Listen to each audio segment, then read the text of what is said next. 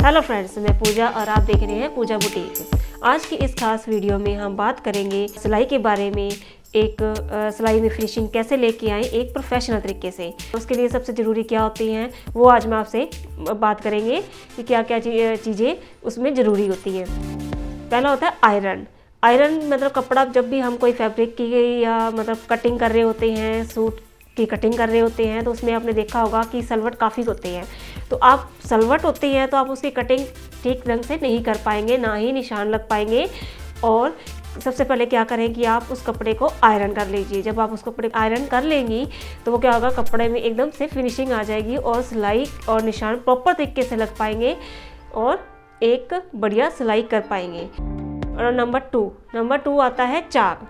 चाक मतलब जब हम सूट के निशान लगा रहे होते हैं, फिटिंग के निशान लगा रहे होते हैं, तो वो हम चाक से लगाते हैं। तो चाक कैसा होना चाहिए? चाक क्या है कि चाक की मोटाई नहीं होनी चाहिए, मोटे वाले चाक से निशान न लगाएं। तो आप बारीक जो उसकी चौक की जो नोक होती है उससे निशान लगाएं।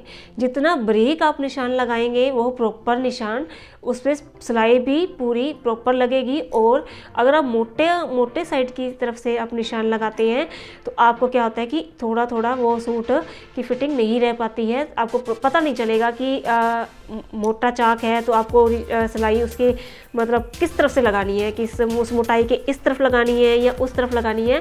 तो क्या होता है, फिटिंग में फ़र्क रह जाता है। तो आप निशान जब भी लगाएं एक ब्रिक चौक लें या चौक की नोक से लगाएं, उससे आपकी सिलाई भी अच्छी से होएगी और फिनिशिंग भी आएगी। इसके बाद आता है नंबर 3, वो होता है कटिंग। कटिंग डिपेंड करती है आपके मेजरमेंट पे। मेजरमेंट आपने सही तरीके से लिया हुआ है और उसके आपने निशान पूरे प्रॉपर तरीके से लगाए हुए हैं। अगर निशान सही तरीके से नहीं लगे होंगे तो कटिंग भी आपकी सही तरीके से नहीं हो पाएगी। पूरे आप प्रॉपर तरीके से निशान लगा लें, फिर उसकी कटिंग करें। कटिंग करने में भी आपकी क्या है, एक कैंची क्या है, कैंची की पूरी धार होनी चाहिए और कटाई भी पूरी ही सफाई से होनी चाहिए। कई क्या करते हैं, जब कटाई करते हैं कपड़ा क्या होता है कि ऐसे टेढ़ा मेढ़ा कट जाता है। तो वैसे ना कटे, बिल्कुल ही स्मूथली से पूरे प्रॉपर निशान पे आप कटिंग करें, तभी आपकी सिलाई अच्छी हो पाएगी और कटिंग भी अच्छी हो पाएगी। और नंबर 4 आता है हमारा सिलाई डिपेंड करता है आपकी सिलाई कैसे है। सिलाई में क्या है कि सबसे बढ़ के सफाई होनी बहुत ज़रूरी है, जिसमें अगर सिलाई में सफाई नहीं है वो आपका सिला हुआ भी ऐसे अच्छा नहीं लगेगा, ऐसे लगेगा किसी अनजान ने बनाया है जिसको सिलाई नहीं आती है। तो आप सिलाई पहले अच्छे से एक नाड़ा बनाएं। ये एक बहुत ही अच्छा तरीका है सिलाई करने का और उसमें सफाई लाने का। अगर आपके सिलाई में सफाई नहीं है, बिल्कुल भी टांका टेढ़ा मेढ़ा लगता है, तो आप क्या करें, एक नाड़ा बनाएं। नाड़ा क्या बनाएं, नाड़े की जो एक नाड़ा बनाते हैं उसकी बिल्कुल 1 सेंटीमीटर की दूरी पे क्या करें कि टांका लगाएं। फिर आप क्या करते हैं कि नाड़ा की जो आप उसको फोल्ड करके नाड़े की बिल्कुल किनारे पे नोक पे लगाएं। उसके बाद क्या करें कि आप एक पैर की दूरी पे टांका लगाएं, फिर आप डबल 1 इंच की दूरी पे टांका लगाएं। ऐसे क्या करके निशान करके आप सीधा टांके लगाएंगे तो वो क्या होगा कि आपके हाथ में सफाई आने लग जाएगी। अगर नाड़े पे आपका टांका टेढ़ा आ रहा है तो आपके हाथ में बिल्कुल भी सफाई नहीं है, बिल्कुल भी फिनिशिंग नहीं आएगी किसी भी कपड़े में आप सिलाई करेंगे। और सिलाई के साथ साथ डिपेंड करता है कि वो आपकी मशीन बिल्कुल सही चल रही है, उसमें टांका ढीला तो नहीं आ रहा है, टाइट तो नहीं आ रहा है, बार बार टूटना उसका। और ये आपकी सिलाई जो मशीन पर डिपेंड करता है। सिलाई के हाथ की सफाई के साथ साथ आपके मशीन भी सही तरीके से बिल्कुल ही सही होनी चाहिए, उसमें कोई भी खराबी या नुक्स नहीं होना चाहिए। और मशीन में क्या क्या प्रॉब्लम्स आती हैं उसके लिए मैंने एक अलग से वीडियो बनाया है, वो आप वीडियो देख सकते हैं।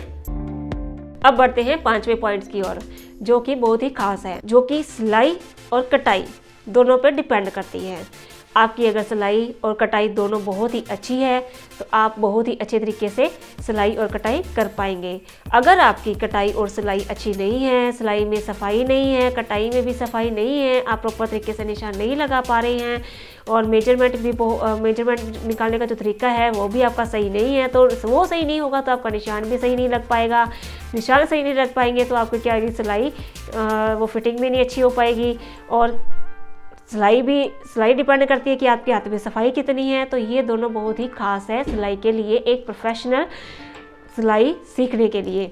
तो इसके लिए आपको क्या करना है कि आप या तो कहीं भी सिलाई कोचिंग पे जाएं और वहाँ पे आप अच्छे प्रॉपर तरीके से सिलाई सीखें और तभी आप एक अच्छी तरह से प्रोफेशनल सिलाई कर पाएंगे। और या इसके अलावा या फिर आप YouTube पे कोई अच्छे से चैनल को फॉलो कर सकते हैं जहां से आप सिलाई सीख सकते हैं। तो फ्रेंड्स, आज के इस वीडियो में बस इतना ही। मिलते हैं एक नेक्स्ट वीडियो के साथ, तब तक के लिए बाय बाय।